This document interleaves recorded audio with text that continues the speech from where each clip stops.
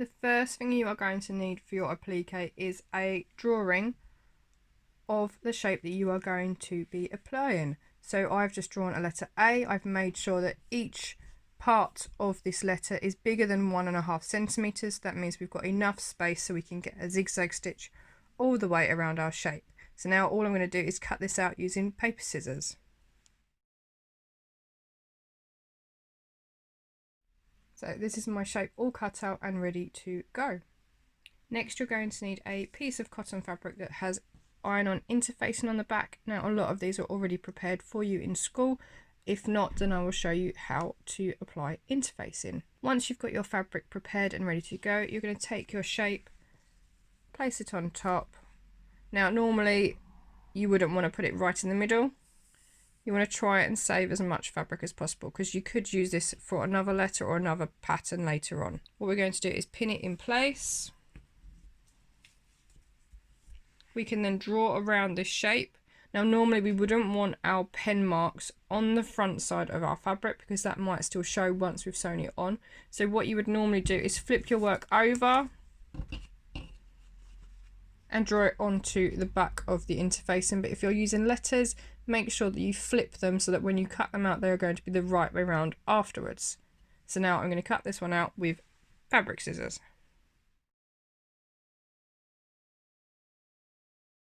And there's my cut out fabric letter ready to apply to my fabric.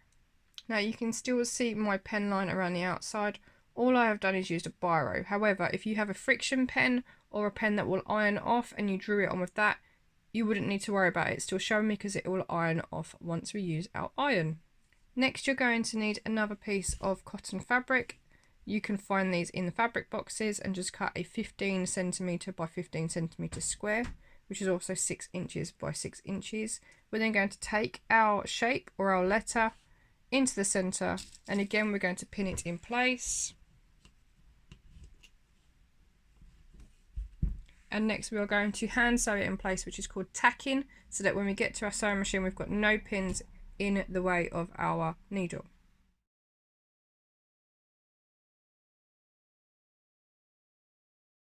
So I have a length of thread, I folded it in half and put the two ends through my needle, so I've got a loop at the other end which I can use to secure. You're going to come up through the back of your work. You want to come about 1 centimeter or ½ centimeter in from the edge of your shape. I'm not pulling the thread all the way through. You could put a knot in the other end and that would be absolutely fine to stop your thread from coming through. I'm then just going to do a simple stitch. So just about 1 centimeter away. Flip your work over and put the needle end through the loop and pull. That will secure your thread to the back of your work. You're then going to continue this all the way around your shape. So you're going to come up through both layers of fabric and back down through both layers of fabric all the way around your shape. This is called tacking, and we're going to complete it inside our shape, not on the very edge, because this is where we're going to be sewing. And we're going to use a zigzag stitch, which means it's going to come into our fabric at some point to anchor them both together, which means that we want to be able to get this tacking stitch out afterwards. It therefore needs to be within our shape, but not right at the edge of our fabric. Otherwise, it's going to be really difficult to pull it free afterwards. So I'm just going to do a few more. Again, up through your fabric.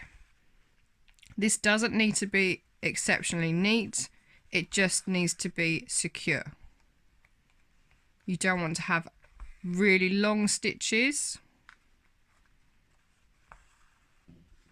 but around that size would be fine. So about 1 centimeter. And you're just going to go all the way around your shape, completing that tacking stitch. And you're going to go all the way around, up through the middle and back down to where you started, and then you can leave the end of your thread loose because we need to be able to pull this out afterwards. So you can see I've gone all the way around the edge of my shape. You don't need to go around any of the smaller sections around the inside because they are secure from this anyway. We're then going to take our pin out. You can then snip off the excess thread. That is now secure and we can move on to our sewing machine. When setting up to applique, make sure that your lever for your stitch indicator is at the very bottom, so you've got the straight stitch and the zigzag selected on the green section. When you come to change your width, you're going to leave this straight because that's where your needle sits, and you're going to turn that dial to 2.5. You could do 3.5 or 4. It all depends on what width you want your zigzag stitch. Leave the second dial as it is. Then this one is your stitch length. You want to twist it to the right and it is going to go just above 1. That means that our stitches are going to be nice and close together. Make sure that the bottom dial is set up onto the zigzag and straight line, and the top part is on the green section.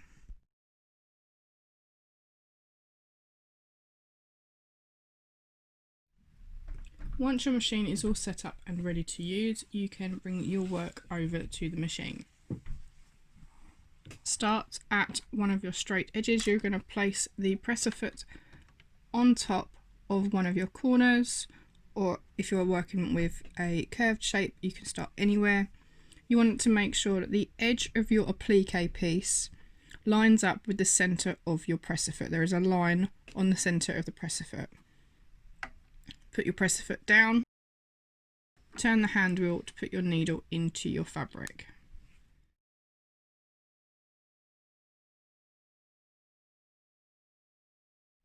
What you want to make sure is that the needle is going to stitch into both your applique piece and into the fabric you are putting it onto. Once you're all set up and ready to go, you can put your foot on the foot pedal.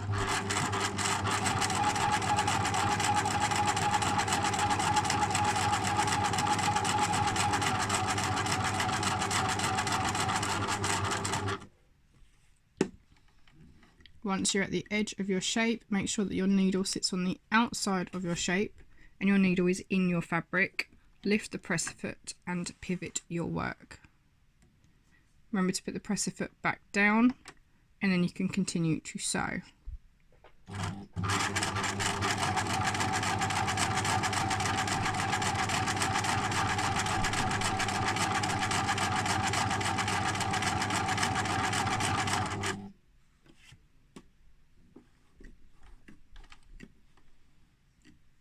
If you have an inside corner, make sure that your needle stops on your applique piece before you lift your presser foot and again pivot your work.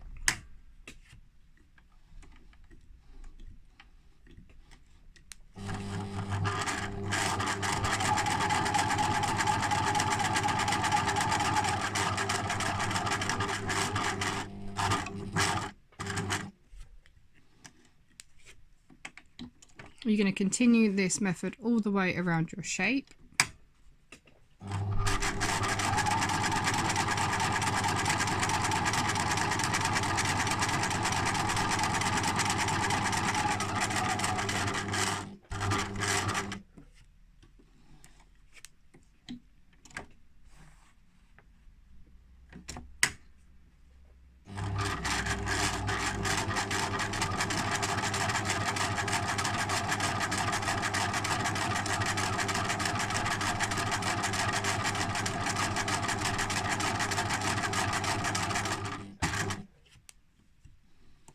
Again, outside corner, needle on the outside.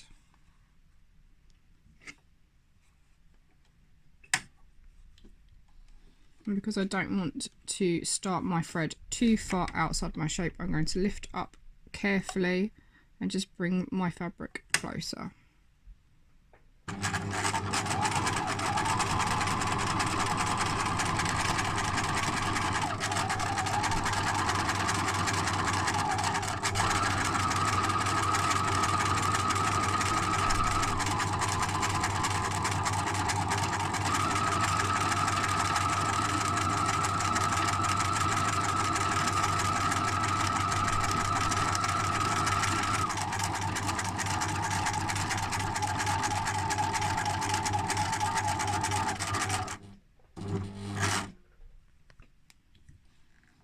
If you have a really sharp point, we can repeat what I've done for the previous corner.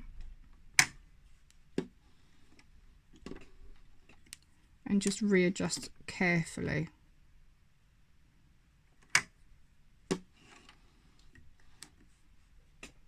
Now you can see that none of my stitching on the machine has gone anywhere near the tacking stitches that I put in earlier.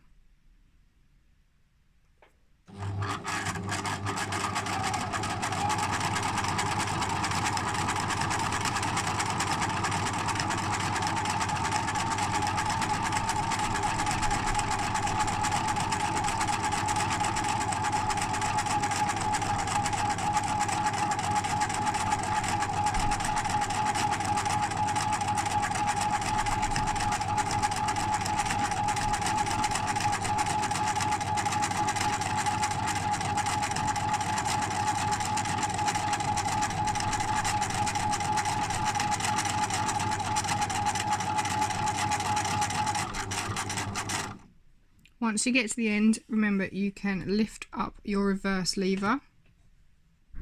This is a reverse lever. You want to make sure you lift it all the way to the top.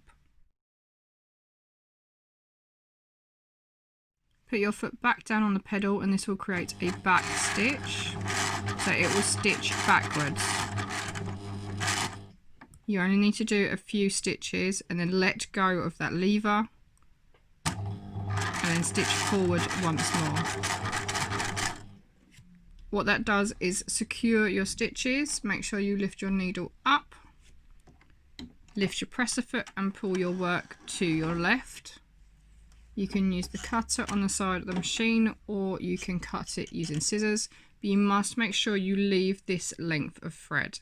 If you cut too short, when you go to use it again, the machine will unthread.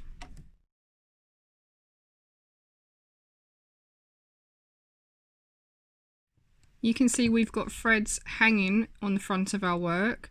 We can take a needle and thread those onto a needle, stitch them through to the back of our work, and we can tie them in a knot with those at the back. That will keep it nice and tidy. Once you've done the outer of your shape, complete the same steps with the center if you've got any central openings. So I have the center of the A. I'm going to repeat the same steps and that will be my applique finished.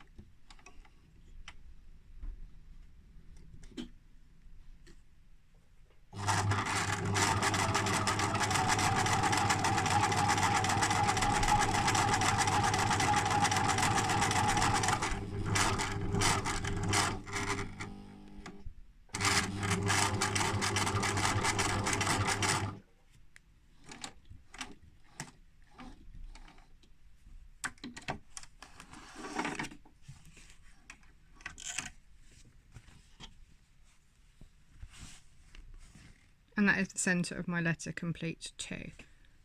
What I'm going to do is thread these extras onto a needle and pass them through to the back, and then I can take out my tacking stitch.